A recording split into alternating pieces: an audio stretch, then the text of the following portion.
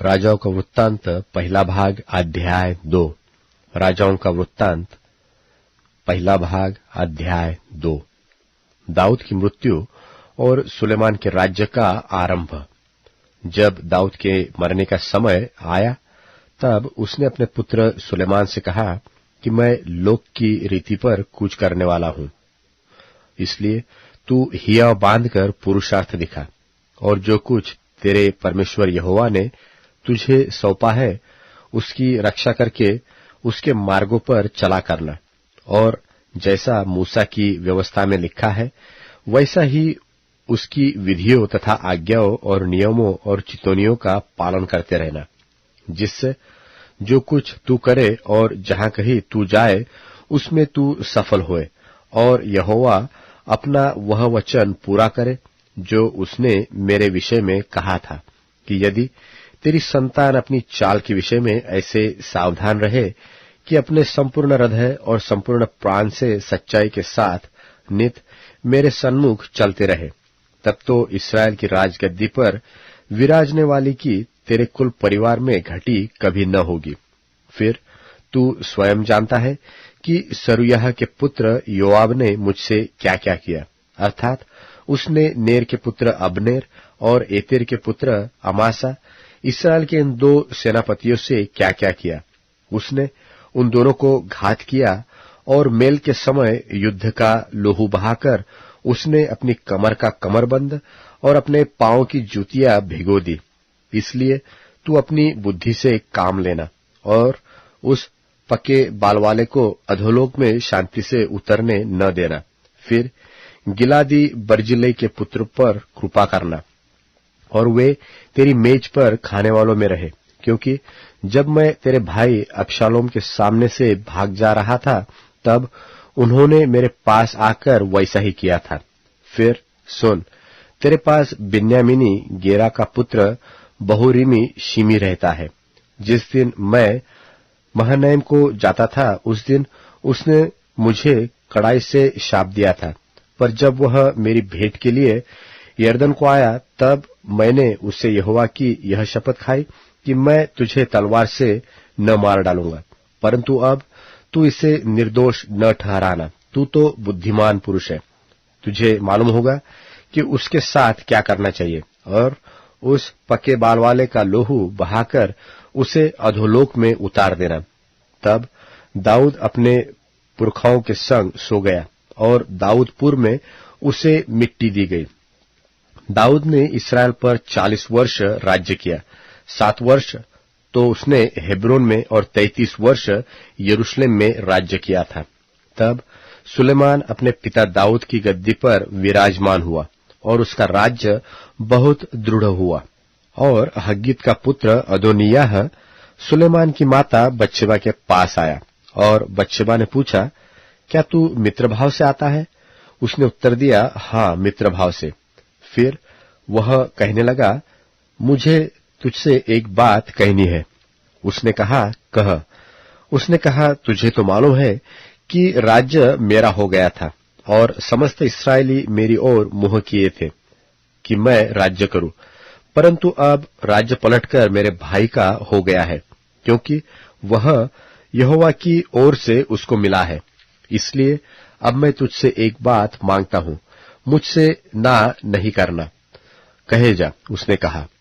उसने कहा, राजा सुलेमान तुझसे न नहीं करेगा, इसलिए उससे कहा कि वह मुझे शुनेमिन अभिषेक को ब्याह दे।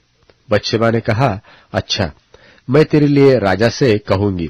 तब बत्शेबा अदोनिय्याह के लिए राजा सुलेमान से बातचीत करने को उसके पास गई, और राजा उसकी भेंट के लिए उठा और उसे दंडवत करके अपने सिंहासन पर बैठ गया।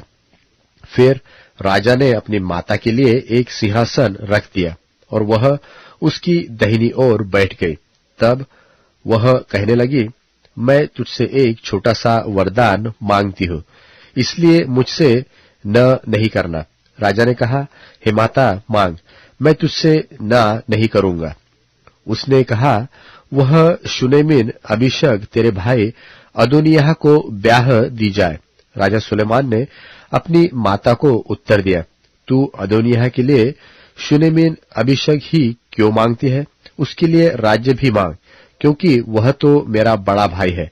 और उसी के लिए क्या, एब्यातार याजक और सरूयाह के पुत्र योआब के लिए भी मांग। और राजा सुलेमान ने यहोवा की शपथ खाकर कहा कि यदि अदोनिय्याह ने यह बात अपने प्राण पर खेलकर न कही हो, तो परमेश्वर मुझसे वैसा ही क्या वरन उससे भी अधिक करे। अब यहोवा जिसने मुझे स्थिर किया और मेरे पिता दाऊद की राजगद्दी पर विराजमान किया है और अपने वचन के अनुसार मेरा घर बसाया है, उसके जीवन की शपथ, आज ही अदोनिय्याह मार डाला जाएगा। और राजा सुलेमान ने यहोयादा के पुत्र बनायाह को भेज दिया, और उसने जाकर उसको ऐसा मारा कि वह मर गया। और एब्यातार याजक से राजा ने कहा, अनातोत में अपनी भूमि को जा, क्योंकि तू भी प्राणदंड के योग्य है।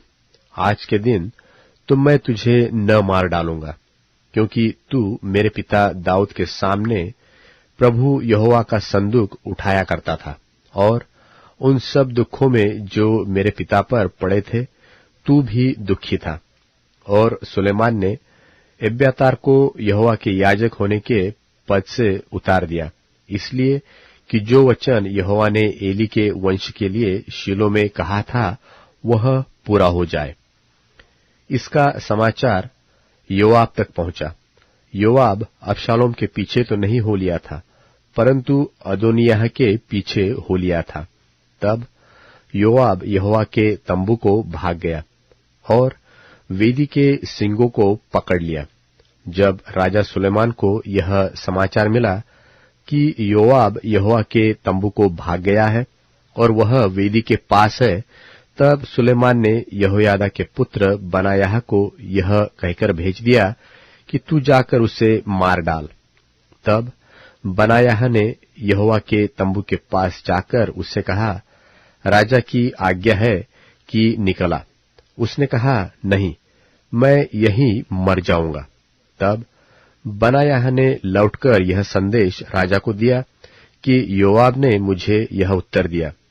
राजा ने उससे कहा, उसके कहने के अनुसार उसको मार डाल और उसे मिट्टी दे।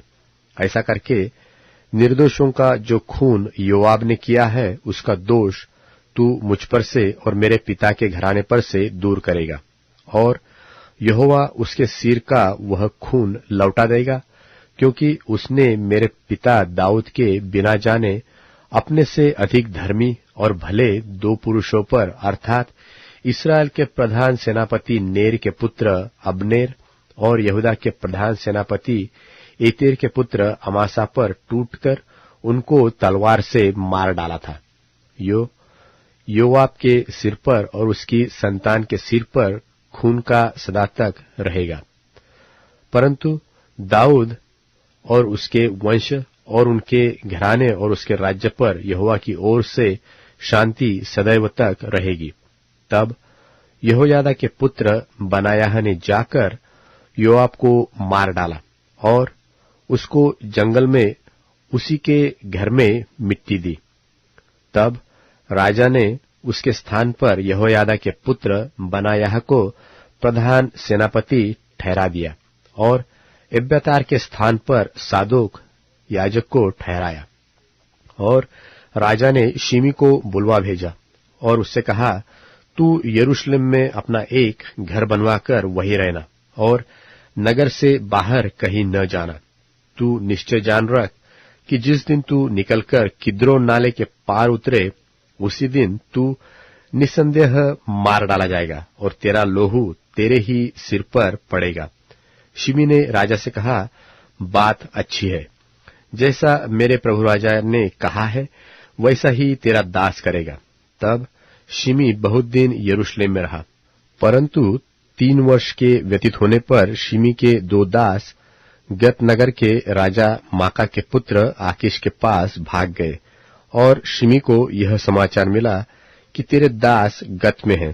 तब शिमी उठकर अपने गधे पर काठी कसकर अपने दास को ढूंढने के लिए गत को आकीश के पास गया और अपने दासों को गत से ले आया।